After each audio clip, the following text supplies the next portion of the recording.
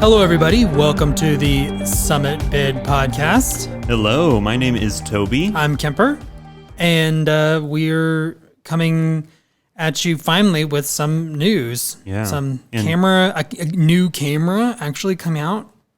Indeed, there is actually a new camera. I'm trying to think the last one that actually released was, gosh, what even has come out this year? Gosh, not A1. The A1 came out. A bunch of announcements that haven't been realized yet. Yeah, the GH52. GH52 that actually came out. That actually came out, did right? come out. It's just the same. There is a lot of changes on it, but it's kind of just like a fancy firmware update. Oh, and the A7RA and A7R3A are actually out now. You can kind of buy them. Yes, you can kind of buy them. It's a very strange situation with all that because it's just made a massive shortage on A7R4s. Yeah, like you can't get any A7R4 because it seems like they just stopped making them and we're waiting for them to sell out to push out the A. The A, yeah. And then now there's not that many A's, so it's hard. If you're in the market for an A7R4, I'm very sorry because it's a hard market and it's tough. It's tough. But, that kind of, the chip shortage that we have going on may have affected the Canon R3 announcement that was kind of expected today. There was a big buildup towards today, the June 29th, that the R3 was on its way, and it's not on its way, unfortunately. There's an article on Canon Rumors that says, I may have been wrong about the R3 announcement date, and he posted it hours before when he said it was going to be announced. But we do have some interesting things with the R3. It seems like the rumors are kind of locked in that it's 30 megapixels, which when we were talking about it last time, we kind of landed on, well, that would at least be a better case scenario, a good middle ground. I don't think it will be able to shoot 8K with 30 megapixels. No, it shouldn't be able to shoot 8K. It could maybe shoot 6K. Well, it could definitely shoot 6K. It could maybe shoot like a 7K or something? Like 6.5K or something. 7K, something like that. Honestly, if it shoots 6K, that's pretty cool. There's not a lot of cameras that do that right now. There's the BMP CC 6K, obviously, and then there's the S1H, and that's kind of it. Right. Well, in a lot of ways, 6K makes more sense for final delivery than 8K at this point. Considering that there are 6K displays out there, but there's quite 8K, a few 5K displays. And quite a few 5K displays, but not very many 6K. So, I mean 8K, excuse me. 8K. Super hard to find 8K displays. Yeah. So you could if it shoots 6K, you could watch it in full resolution on the XDR display. The Pro Display XDR. Oh, man. That'd be fun. Dreams we all have. Okay. So, let's talk about what should we talk about first news-wise? Because, let's talk about the Canon lens first. Okay. So Canon officially announced the RF 14-35 f4 today. Mm-hmm. IS USM. Yep. So it has stabilization, which is cool, and it's a nifty-looking little lens. Looks just like the 24-70 2.8 and the 15 right. I think to it's closer to the 24-105 in size. Oh, okay. So it's smaller. Which is nice, but it comes with a price tag. It is $1,700 for an f4 lens. It's 1.2 pounds. It's like half the weight. Yeah, it's light. It's nice. So this is interesting to me. It's so the wide angle f4 zoom has always been kind of a workhorse for Canon. It's relatively inexpensive. Mm-hmm. But I think this jumps the shark on that. Like, it's $500 more than the Nikon 14-30-ish. I actually don't know what the Nikon 14-30 retails for. I will actually look that up while we're talking. I actually purchased one. Isn't it $1,300? Is it $1,300? I think it's a little less than that. I got one for under $1,000. Yes, you can get them for under $1,000. I don't really remember, to be honest with you. But yeah. Oh wow, it's actually $1,100 right now. It's normally $1,300, but it is on sale on Adorama right now for $1,100. So that's nice. So it's 400 more, and you get IS, and you get 14. I mean, you get, well, compared to that lens, you get 31 to 35 millimeters. Right. So interesting. It's interesting. Like, it's just amazing to me that the Canon, the RF mount is already kind of getting this reputation for not having very many value lenses. And then this lens kind of was on the horizon as coming in at a value lens. And people were like, oh, okay, finally a more, like I can have my my 14 to 35, my 24 to 105 f4, and I've got the f4 zooms and the 7200 f4. Mm-hmm. I mean, I guess we should have saw it coming. The 7200 f4 definitely was a little bit more than the 7200 f4 EF, but still 1700 for an f4 lens like this. I mean, like you said, you pointed out that 14 is a lot wider than 16. Mm-hmm. It just is. So you're getting more value, and you're also getting the ability to put filters on 14 mil on a 14 mil, which that's really has nice. Really made the Nikon 14 to 30 very valuable. I'm guessing this is an 82 millimeter thread. I don't see it just on here. Yeah, honestly, I don't see some of those specs. Interesting. Are super available right now. Yeah, super bare bones, but I'm betting that it's 82, which is great because that's a very standard thing. But I don't know. I mean, if I were still in Canon, I would be scratching my head a little bit. I mean, like when I was in Canon, I was shooting with the 15 to 35, which is obviously quite a bit more expensive even than this. But even still, it's enough more expensive at 1700. I think a lot of people are going to be like it's not, it's not as big of a leap to the 2.8. And the 2.8 is 15. Like, it's not like it's 16, it's 15, so it's right in the middle. So you're not giving up as much. So I don't know. It's kind of an interesting. It may be some kind of situation where they're needing the f4s to kind of come in between the EF prices and the 2.8 RF prices. So they're needing them to kind of be in this sort of floating in the middle, because I think the RF 70 to 200 f4 is not a dissimilar price. I think it's all exactly the same. Is what my instinct is that it's exactly the same. Which means we absolutely should have seen this coming. Right. It's literally the exact same price. $16.99. So here's my opinion on the price. I think it is exactly as much as it could possibly be. Like, it's not really a deal. No, it's not a deal. It's also, I struggle to call it like overpriced, because you are getting the extra functionality of 2 more millimeters without sacrificing anything. Right. It's 1.2 pounds. Very small and light. Like, if I was still in Canon, I would be very interested in this lens for like the vlogs and stuff, as far as just I mean, it'd be great for vlogging because it's so light. You can put filters on it. It's 14 mil. It's got IS, so it would fit like the EOS R. All those people out there still shooting the EOS R.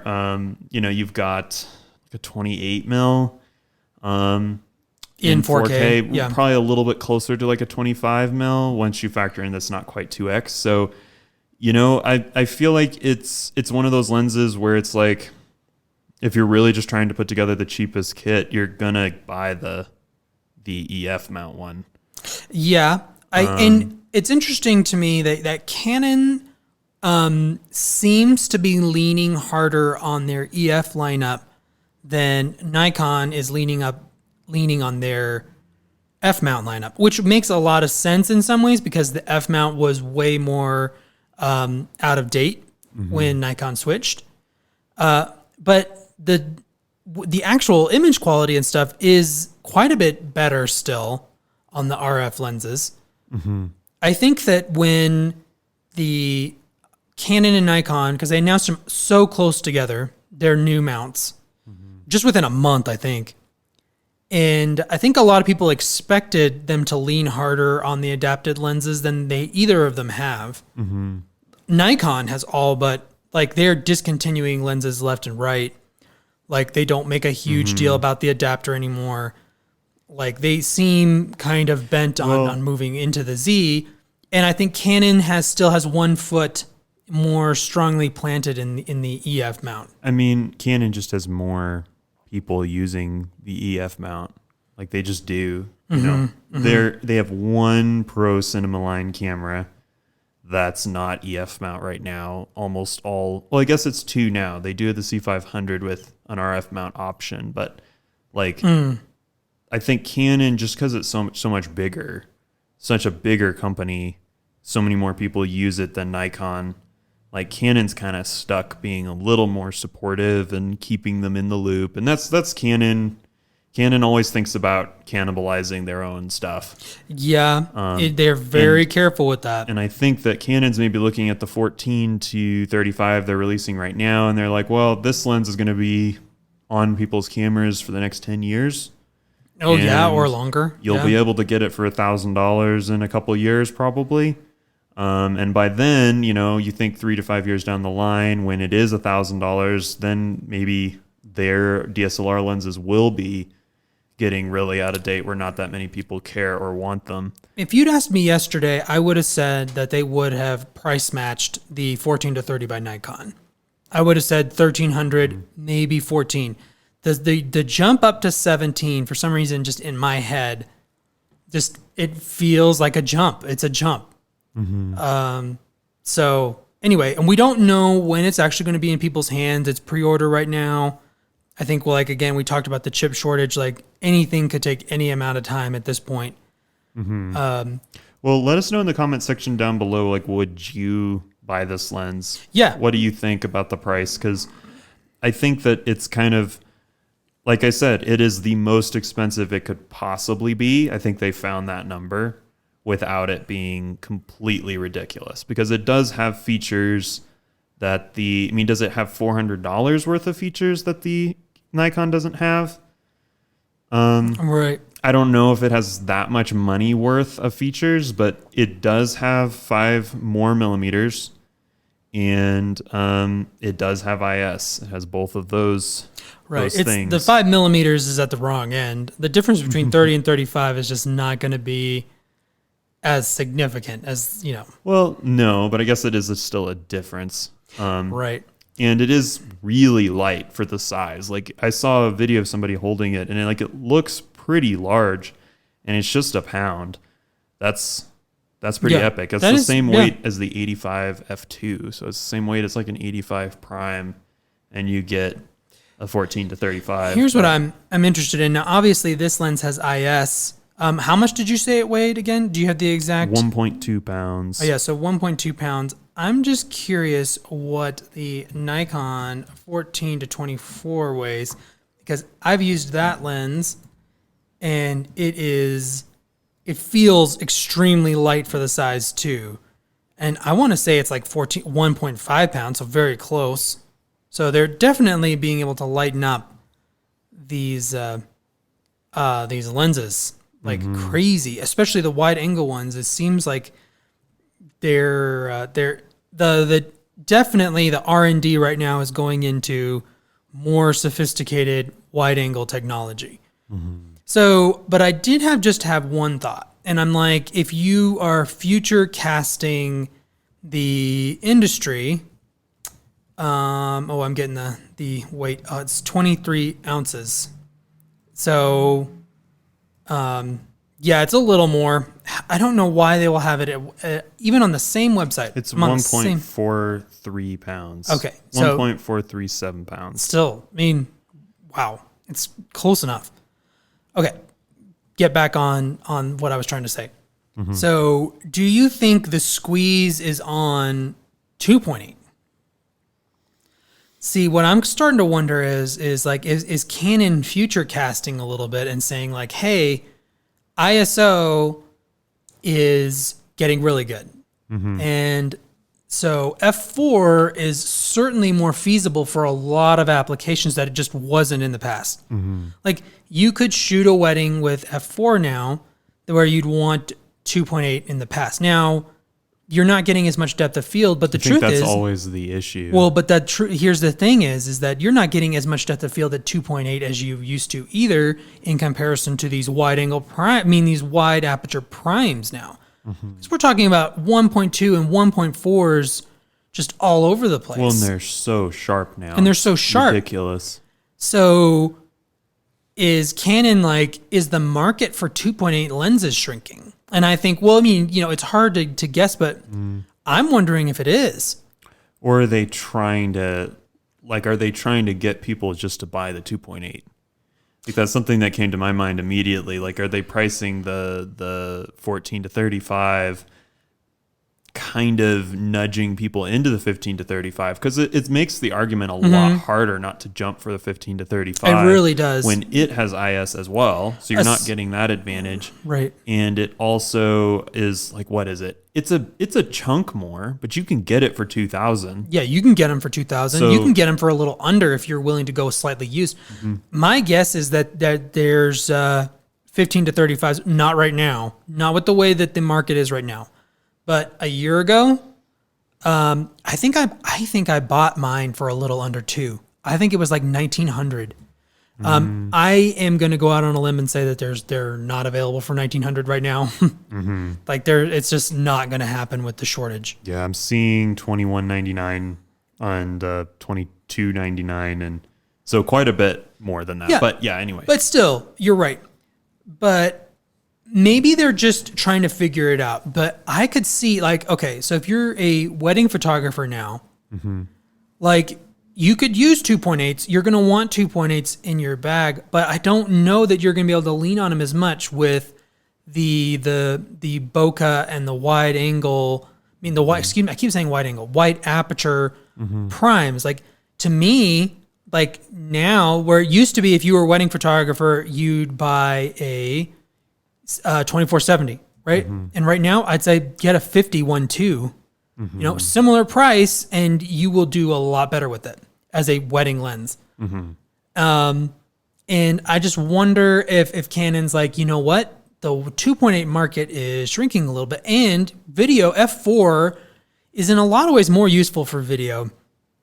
You get the lens is a little smaller and lighter, right? And then you don't have to have as precise autofocus and all that. You're not dealing with things as out of focus in your shot and stuff. So I just wonder if maybe the 2.8 trend is maybe going to not be as viable, because 2.8 on a 24-70, for instance, right, is still, it's just not the same as a prime with a wider aperture, right?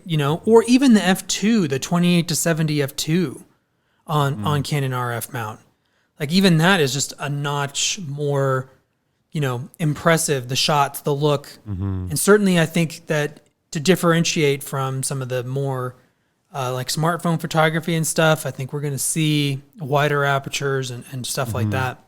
Shots you couldn't get with a phone. Yeah, I guess I think that the other thing that can always get a little, what's the word? Easy to overlook when you talk about lenses this expensive and stuff. In Canon's head, right, the 15 to 30 is actually $600 more. 15 to 35 f2.8 right. is quite a bit more expensive. And when you actually start pricing a system together, you start thinking, well, I want to do f4s, I want a Holy Trinity. Maybe I don't need f2.8, or maybe I want certain primes and stuff. When you start building out a system, you start getting $600 multiple times. Or in the case of the 70 to 200 f4 from Canon, it's actually $1,000 or $900. So when you start pricing out a system, you start finding that there's you're saving much larger amounts of money. When you isolate this lens with the 15 to 30, it's it doesn't make a ton of sense. And the problem for this lens is you can always pass that downwards. You can save $600 right now by buying the EF mount version. Or if you're with a different system, which both Sony and Nikon both have very strong players in the wide f4 zoom lens arena, that are $600 cheaper. So I think that there's and there's pros and there's cons to the price on this lens. I think for Canon, as far as just kind of positioning it in their lineup, they have the ability to say that it's they have the ability to have a more budget option in their system, and then this one's kind of the step up, and then the 15 to 35 is the step up above that. So I don't know. I think it's going to be interesting to see where the value goes on these lenses, though, whether they're able to maintain that on the secondary market.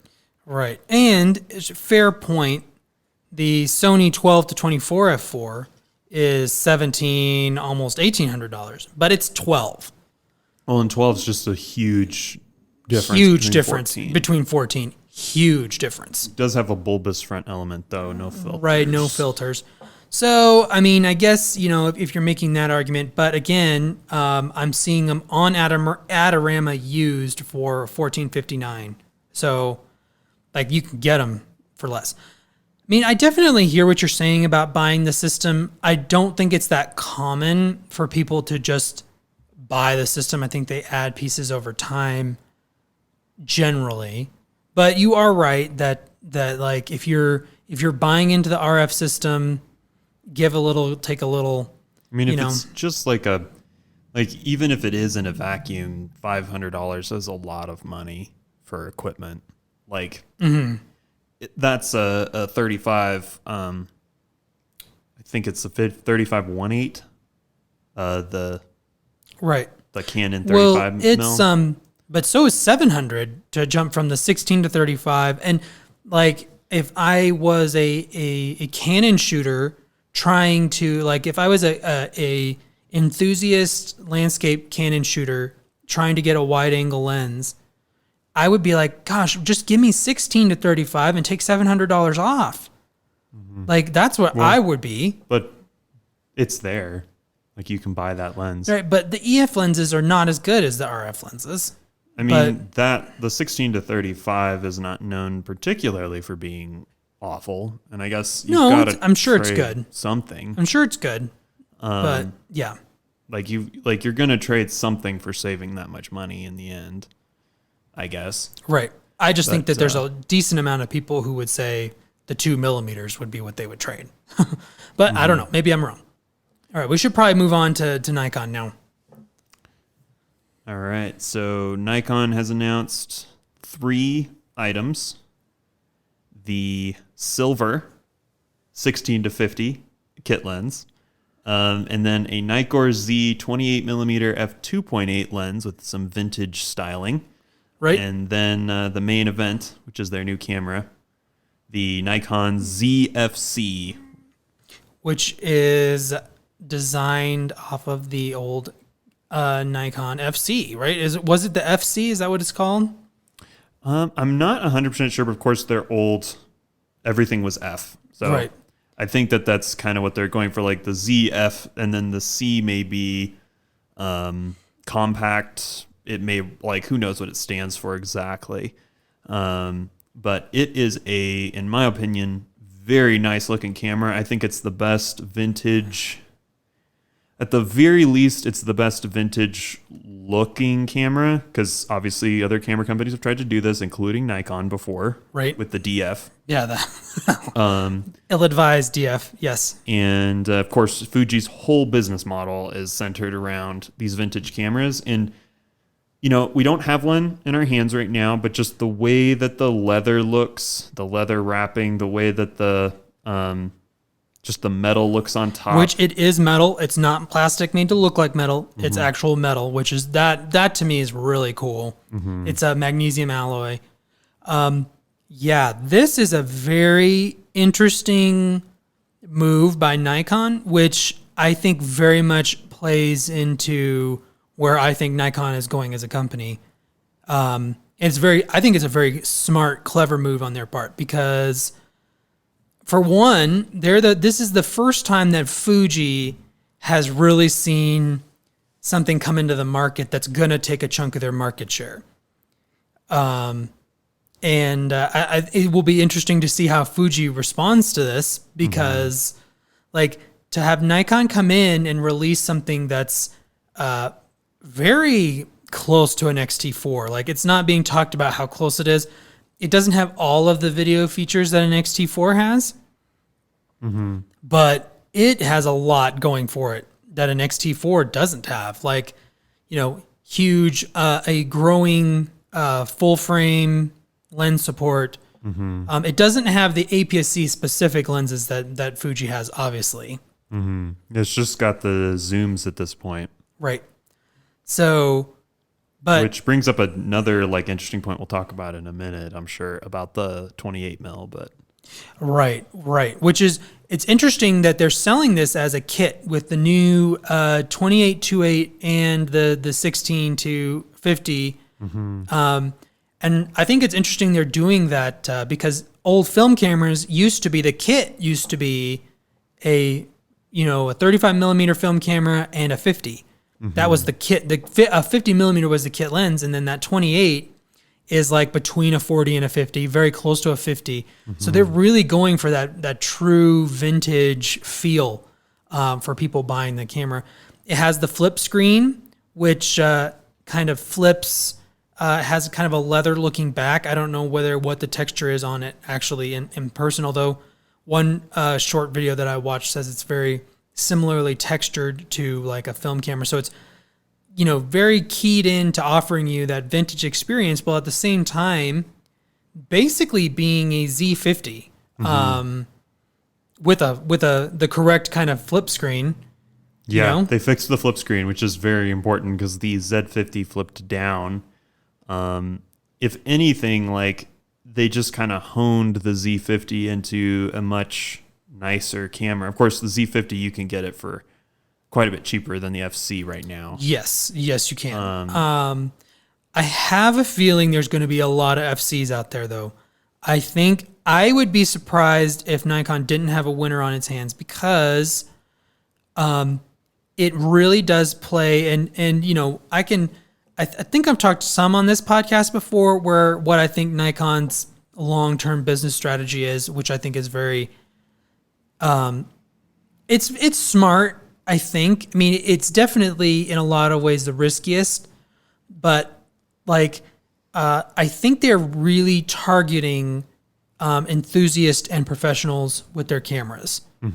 I don't think they're going to make the entry-level cameras that they used to. They used to have their huge DSLR business was making entry-level DSLRs. Yeah, the D3500, 5600, 70, so many of 200. those. They had so many different levels of entry-level cameras. Right, so many levels of entry-level camera. And then the Nikon Coolpix was, a huge thing. And I think Nikon, they did two things when they switched from F-mount to Z-mount. They switched mounts, obviously, to mirrorless. But the other thing is I think they switched emphasis from the whole spectrum to enthusiast and professional. And I think that Canon and Sony are still going to try to blend that. But I think when you look at the Z cameras that they've released, they're not releasing anything that's not going to be usable by or excite an enthusiast or a professional. And I think that this particular camera is kind of a masterclass in that because they're like, well, why do people buy cameras in 2021? They're going to buy cameras because either it's their job, it's part of what they do, and they want really top-of-the-line professional stuff, which, granted, Nikon has not addressed head-on yet officially. I think the Z9's coming and other Z8s, the Z7 and Z6 series are definitely professional cameras, but they're not pro, you know what I'm saying. Yeah, for sure. But the FC, the other thing is that, people will want to, it's fun to use a camera. And so they went and made a super fun to use, vintage, classic looking, nice looking camera that everyone's going to kind of want. These are going to be popular with people who aren't camera geeks because they're going to be like, wow, it's this cool vintage. It's going to have this authentic feel. It's got all the dials on it, but yet it still integrates modern features. It's a great vlogging camera, and you're going to look pretty cool using this old film camera to vlog. I think it's a smart move on Nikon's part, and I wouldn't be too surprised to see full frame getting integrated. I think it's into this classic series. It's kind of obvious, I think, because the 28 is a full frame. Is a full frame lens. Yeah. Since the 28's a full frame compatible lens, and it has I would say, much more minimal vintage design. Like honestly, if you showed me the front of the Nikon DFC, I might not know it is a modern digital camera. But the lens, it's kind of obvious. It looks definitely a little bit more... Well, it's a classic look. There's a lot of Nikon lenses that look that way. I can't think of what they were called, but it's a certain caliber of lens. It's the AISs. Yeah, they had... there's just something about it that doesn't quite... I think it's honestly that it doesn't have an aperture ring actually on it. Yeah, that shows like the different apertures and stuff. Like there's some really cool stuff you could do with that. And like you can tell from the front, it has a very modern looking front with the very small piece of glass letting the light in. But keep in mind, everyone, it has a plastic mount. It is not a nice lens. That's not what Nikon's trying to say about it. It's built to be a kit lens with their entry level camera, basically. Right.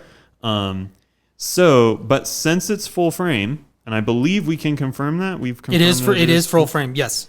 I think that means there will be a full frame version of the ZFC, probably a Z6 type camera, coming soon-ish. Probably next year. Mid to late next year would be my guess. And I think that would be awesome and super smart. Oh, yeah. I think, honestly, there's a chance that one would sell even better than this because... I think that to care about the vintage look on the camera, maybe you want a little, you have a little bit more enthusiast vibe going on, just to be like, oh, like I like that it has the dials, like I want to shoot manual. Like the camera's built to shoot manual. It has all the dials on it, for you. Yeah. So I feel shutter speed, ISO, exposure compensation. Exactly. What we might see happen here, which is something that I'm kind of excited about. Not necessarily that I would buy this camera, but picture a full frame X-T4. Boom. Oh gosh, that would be awesome. Fun. Like that would just be really, really fun. And I also think, like, no offense to Fuji, I love the way Fuji's cameras look. I just feel like Nikon's pulled off the vintage look in a way where the Fuji cameras, and maybe it's just because we're used to looking at them, I think they look great. They do. I think that the main thing to me, though, is they do have a little bit more of a digital camera with some vintage flair going on. Right. Whereas, once again, except for the dial on the front, the little scroll wheel dial on the front, like from the front of the camera, you cannot tell that it's a digital camera. Yeah, it's a digital camera. And to me, it even that's has super cool. the little the old school style LCD display that only shows the aperture. Just right on the top, so you can change it like that, and that's cool. Now, one thing that's going to be interesting is that if they do go that direction, they'll have to have some other full frame lenses have vintage style, because I don't know how the Nikon Z lenses are going to look on this camera, because they're ultra, like they're not, they're very kind of plain, but very modern looking. Yeah, it's kind of strange that we kind of have Nikon going with this ultra modern, sleek vibe. And then this, which is actually, I want to talk about that in a second too. There's a lot to unpack with this, because I think we are kind of seeing the direction Nikon wants to go with these two extremes. We have the Z9, which is very obviously pro. Like you only buy that camera if you know you're going to make 20 grand off your camera that year. Yeah, at least. Exactly. Or more, like it's a professional tool. And then on the other hand, you have this, which is, it's a really excellent toy is what it is. I think you can use pretty much any camera for professional stuff. We can get into arguments about that all day. Right. Oh yeah. But it's a luxury toy to play with, basically. And I think it's great. I think if you're gonna buy something fun and spend your money on something kind of luxurious, I think a nice camera is a good place to do that. So I don't diss that at all. But right. Well, and then it's something different. It's not trying to compete with your cell phone. Mm-hmm. And, someone who, and again, it's that crossover between consumer to enthusiast. And it's just enthusiasts and professionals are who are going to be buying cameras ongoing because like iPhones and all the other cell phone manufacturers, they've dialed it in. Like all it is refinement on this point on getting consumers, but most people are happy shooting. They're never going to buy a camera for vacation now. Mm-hmm. They're never going to buy a camera for when their kid's born. They're not going to, they might buy a camera to shoot kids' sports. But again, that still has always been that next level, most expensive, more expensive, right? So that's just not, people aren't going to do that. They're only going to do it because they want kind of the experience of using a camera to capture those moments. Exactly. I think a lot of people do kind of want that. I do think a decent amount of people do. And I also think that eventually people are going to see the law of diminishing returns is going to hit cell phone cameras hard. It already is. Oh, they're not going anywhere. They're not really going anywhere. The last few years anyway, they haven't changed that much. Not that much. And, like portrait mode, like that came out, is that like 4 years old now? Maybe more. It's quite a few years old. It's quite a few years old now, and it has not gotten better. In some ways, I almost wonder if it's gotten worse. Or maybe we're just less impressed by it now. We're like, oh yeah, it's a portrait mode shot. Mm-hmm. And it just doesn't, the blur doesn't blur the right things a lot of the time. Right. Oh, well, and then there's no, it's not on a spectrum of blurry to sharp, right? Mm-hmm. It's either blurry or sharp, right? And there's just weird lines and it'll blur certain things. Like take out your iPhone if you have one or other camera that has one and just play with it for a few minutes. And I'm almost willing to guarantee you will be able to get something wonky to happen within 10 shots.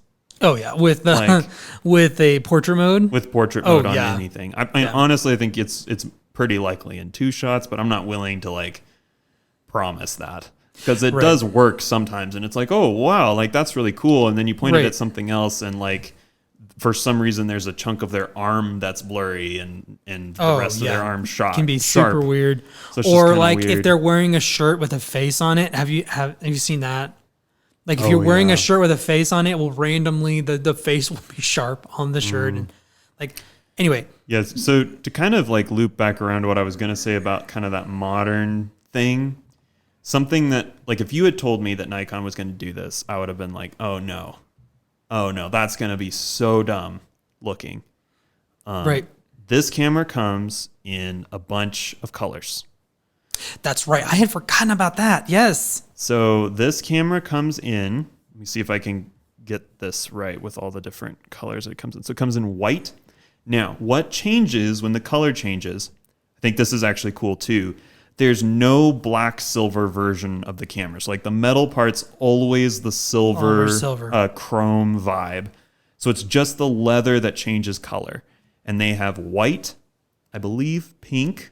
Yep. They have teal, gray, an earthy brown tone, and then a light tan. Yep. And then of course black. And black is what's available now. Yes. The other colors are coming soon. And it's just, I think, now I am somewhat colorblind, so I am seeing something that's a little different from everybody else. But for whatever reason, the exact colors they picked, I would use any of them. I know, they're really good. They're really good. They did a really excellent job. They did. And it's really smart, in my opinion. I'm just like you. If you told me a week ago that they're going to have come in a bunch of different colors, I was like, oh, come on, what's going on? Mm-hmm. But they pulled it off. And they found something that's going to be cool. It's going to be trendy and not just with camera nerds.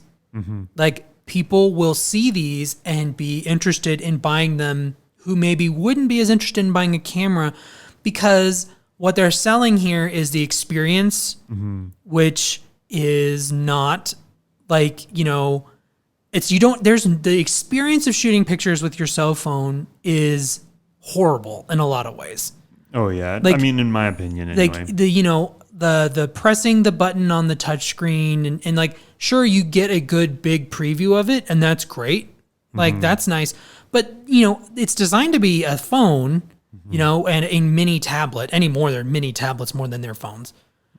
But it's not designed to be a camera. Like the ergonomics of it and then your relationship with it just is not great. Well, so you get the lenses super dirty, which is something that I deal with all the time. Whenever I try to take a picture, it's like I have to clean the lens off. Clean the lens. Yeah. And, and the pictures will, and the other thing is that this may actually, like we're talking about them moving away from consumer, but this may actually, I think consumers will buy this camera, a certain type of consumer, right? And then they're going to see the pictures that come off of it and they're going to be like, oh, wait, cell phone cameras aren't all that in a bag of tricks, like they have their limitations. Having a larger sensor actually does things from a physics and technical point of view. And that cell phone cameras will never be able to fully replace, as far as sensor size go. You can only get so big of a sensor on there. Well, and if they did replace it, like the thing that people miss is if they did replace it, you'd have to start sacrificing the phone function. And it just starts becoming a camera. But it starts becoming a camera. By degrees, it's becoming a camera. And I think it's similar to that idea of like, I remember feeling like laptops were going to kill desktops. Like there was just no place for desktops in the future. That's true. And laptops have eaten that market down a lot, but in the end, there were people who used cameras because it was the only option. Like those people existed. There was no other way to take pictures, so you used a camera. Like kind of no duh. You used a desktop because there was no other option. Right. And in reality, the future things that come along, they serve you better. They serve, phones will serve a lot of people's photo needs better. Yep. We've probably talked about this general idea a lot on the podcast, but I think it's something that's just overlooked. Is that there is a subsect of people that used cameras because they loved taking photos using a camera. And they're going to pay money. They're going to spend money. Like I'm going to spend money to get a camera that I can, to maximize quality, to maximize function, all these different things. And just like with desktops, how they still exist, like there's just a type of person or a type of situational need where the dedicated device is better. Like I don't want to get email notifications on my camera. I just don't want that. Right. Exactly. Like I don't want to be trying to take a picture and get a phone call in the middle of it. I take pictures with my phone almost every day. Yep. I do. Like I'm not opposed to smartphones. Yeah, the ratio of photos of my daughter taken with my iPhone and my camera is humongous. And you'd think, oh, I'm a professional photographer. I've probably got my camera out all the time. Like people have said that like, oh yeah. And the truth is that like the pictures I take of Ren, I want to share. Like I want to immediately text it to my wife. Oh my gosh, look at this cute thing that Ren just did. Like, obviously I do. Like we did a snow shoot. We went out into the snow with a sled and took great pictures of her with my professional camera. And that was a lot of fun. On Easter, her first Easter egg hunt, I brought my real camera and took pictures. Right. But the truth is that, the use case of pictures that I take of Ren, it just makes so much more sense to be able to share them and have them in the Photos app and all that stuff. Well, it's almost like there is a place for both. There is. Now, with the ZFC specifically, I think that like I could see buying one of these. I'm not saying that I will or that I have $1,000 lying around to buy one, but a ZFC with the 28 f2.8, like when Kemper first mentioned that, I was kind of like, oh, like 28, that's weird. But it is APS-C, which you do the math, it comes out to like a 40 mil, which is kind of 40, perfect. 43, 44, something like that. So when you think about like, oh, like I do video, my camera is a video camera. It's all streamlined. Everything's just kind of centered around that. I'd love to have a fun stills camera. And this is a fun stills camera, you know? And you get this and you get the 28 f2.8 and, you know, it's just, you can just go and have some fun. You can take it to, you know, maybe you can grab a few more pictures of your kid than you would otherwise. But I think it's more about just having fun taking photos because once again, if you've listened to the podcast for a long time, you've probably heard us say this before, but the act of having a camera, I think can, especially if you like cameras and you like taking photos and you're pretty good at it. And you're pretty good at it. Enhance your experience as opposed to, what's the word? Detract from it. Take away. Yep. For some people, it takes away because they don't want to worry about the shutter speed. And this camera's terrible for those people because, you know, it's got it all on. And that's what I was just going to say. So something else that's gone away from consumer cameras or the consumer line of cameras that goes away is the need, a huge selling feature on those entry-level DSLRs and the Nikon Coolpix and all that stuff. The Canon Rebel series was how easy they were to use. That was what was in the commercials. That was, you know, it was like, it's a camera that does everything for you. You don't need to worry because people do get intimidated by cameras. But here's the thing. That's gone. Nikon doesn't need to spend a lot of time holding your hand with this camera. And it owns that because the person buying this camera is going to want to either learn how to use it, which in a lot of ways, a camera like this is going to be a great way to learn.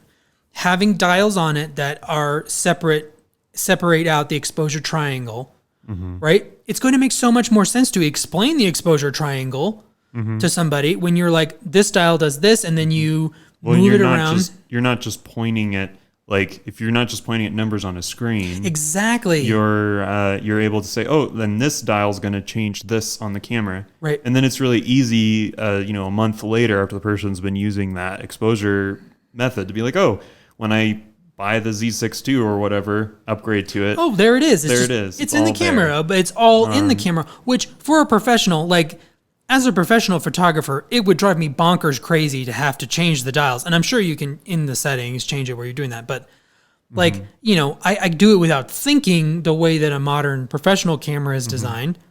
But if I were learning or just for fun, like there's the tactile feel of it.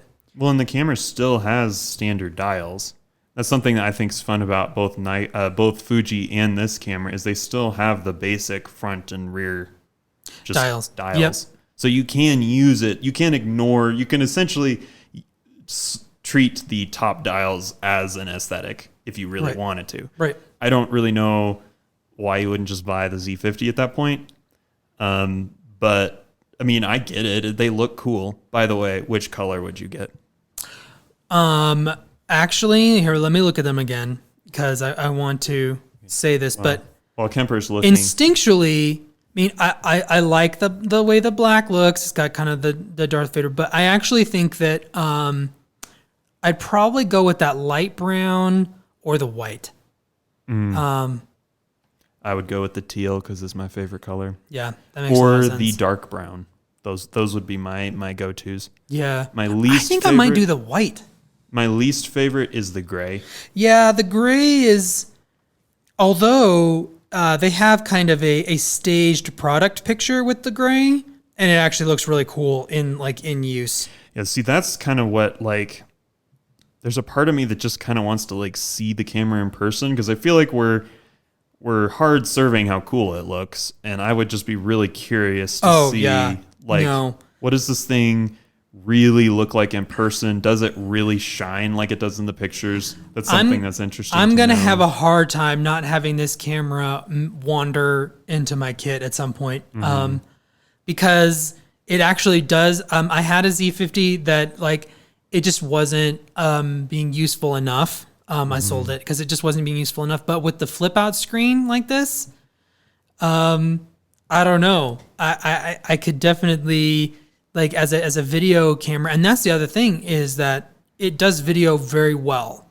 That was what I think that's honestly what Nikon missed with the DF is they totally removed video functions from it as though like people didn't care about and video.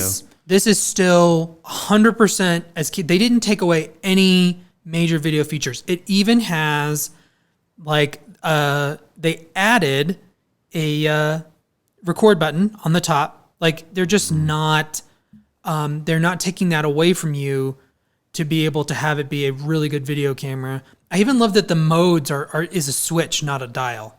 So the dial changes the exposure, stuff with the exposure, but it's actually switches to change all the modes. Yeah. So anyway, we've probably geeked out over this camera enough. I think that the big takeaway from this camera for our listeners, right? Unless you just want a fun camera and like go buy this, it'll be great. You'll have a fun time. It's the direction Nikon's going. It is. And I think that the fact that it's 28, that the 28 f2.8 is full frame. Like I think there's going to be a full frame version of this, and in a lot of ways, if there's a camera I'm a little more interested in, maybe like it kind of comes more into that realm, because it's just like then it's like the Nikon Z6 II as a stills camera is incredible. I loved the Z6 II. I liked the Z50 too. I've used both of these cameras and I like the image quality off of them and all of that. So if you combine that, Fuji's going to be in trouble, I think, because that camera is probably a couple $100 more than the Z6 II, maybe. Or it's the same price, maybe the same price in a year older. Yeah, so I think it'll be a year older than this. It'll be the same features as the Z6 II. It will be exactly the same as the Z6 II is now, but it will be a year older, so it'll be a little cheaper. It'll either be a little cheaper or the increase in price for like the build and everything might go into just the specs being a little bit older. But that camera is something that Fuji isn't making. Really nobody's making right now. Right. Is a really fun $2,000 full frame vintage styled camera. Oh my gosh. They would sell so many of them. They really would. Fun. But they would. I think it's going to be interesting to see. I think Nikon's proving that they're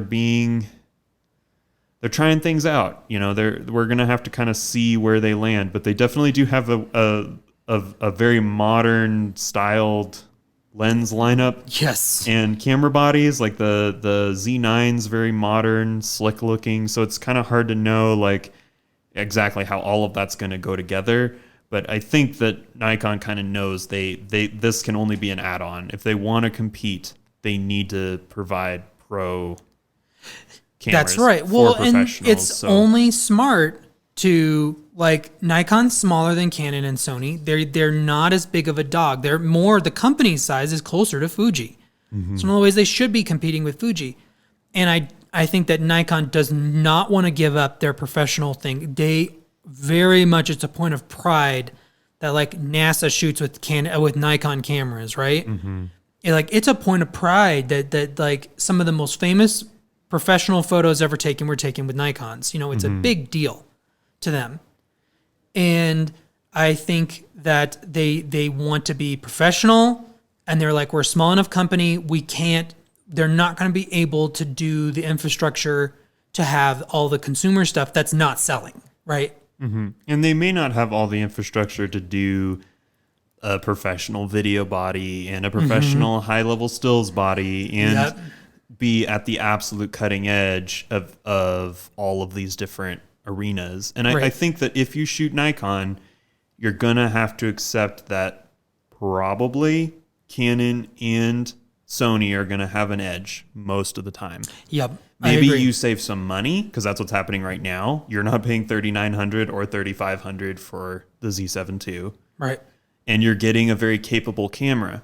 And I think that's going to be what Nikon's focus is giving you quality, capable cameras at maybe even a little bit cheaper, but you're not going to get the absolute top unless you buy the Z9. Unless and that's what I was going to say. Unless you buy the top tier. I think I really feel that Nikon is not going to release a pro body without having it be a pro body. The Z9 is going to be... The only arena that worries me a little bit with that is I think we're going to have to see what they do with video, because they've been willing to kind of put the specs in there, but cut some corners with the video. That's true. That's true. But Nikon's not a video company. They're adding video in over time, but they're not, production companies aren't using them very often. Right. They're using Panasonic, Sony, and Canon. So, Nikon has a long ways to go there. I think they've got a good start there too. So, right. Well, and they definitely, they have the advantage, and it's been said before, that they don't have a cinema line to cannibalize. Mm-hmm. So at some point, they could position themselves to put things in some of their stills bodies that like Sony and Canon just won't do. I mean, I guess that depends on, because there's also Sony and Canon have the advantage of the cinema line where they're spending their R&D and getting paid for, and then they can loop that down into their cameras. And the S3 has very few like holdouts over their cinema line. But yeah, I do think that there's no reason why Nikon couldn't make the Z9 like a bonkers crazy good video camera, except that can Nikon afford? Can they make it make sense? Can they make it reliable? All those kinds of decisions. Correct. And that's up to Nikon engineers to figure out. We'll have to see when finally all the specs are out about that. Right. But well, the other thing that Nikon's killing the game with is their lenses. Mm-hmm. Their lenses, just the image quality coming off of them is, I've used Nikon, Sony, and Canon, and they're just a slight cut above. Mm-hmm. They just are. The image quality. Like there's things about like the Canon 7200 being small and light, but they just like I said, I've shot with all three, and the Nikon lenses are just above. Mm-hmm. But and that actually segues into that we are about to or have just published I published a review of the 24-70 2.8 S lens for Z mount, and so would appreciate it if you go check that out and see my feelings. I mean, obviously, I think I just spoiled that it's going to be kind of positive, but yeah, and we're also out of time today, so you should go on ahead over and do that and watch it and watch it, because we have already probably gone over the amount of time we had because we were too excited about the it's kind of weird that we got excited about the ZFC, but considering that, I mean, like I talk about that I kind of want it, probably chances are in the end we'll never probably get it. I'll certainly won't like shoot with it. Yeah. Like I think the problem with this camera is that, to just add a little negative note here, is that the worry for this camera is that it's hitting a bad compromise between quality and actual capability, and there's just not enough people out there who want this kind of quality at this price point, but also don't just want more, like IBIS and full frame and 4K 60 and all of these little details that are missing. I think a lot of vloggers are going to, especially travel vloggers, are going to get this camera. Nikon, I will shoot a Summit Bit adventure with this camera if you send it to us. You sent it to a bunch of other people. I will shoot one. I will leave my S3 at home. Well, my thought is that like it's so cool looking. Mm-hmm. So the camera can be in shots and stuff. Mm-hmm. I'm thinking like travel vloggers and stuff like that. And as a travel camera, I mean, it just looks so. It wouldn't surprise me if the 24-200 gets a vintage redo like the 16-50 did, or something like that. All right. We are officially done. So we're officially done. We will see you on the next adventure. Next adventure. Bye.